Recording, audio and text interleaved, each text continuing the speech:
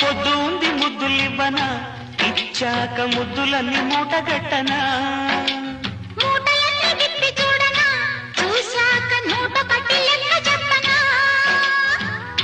నూటికి నూరైతేనే కోటికి కొరతేనా, కోటికి కోటైతేనే కోరికలు కొసరేనా. నోరున్నది మాటున్నది అడిగేస్తే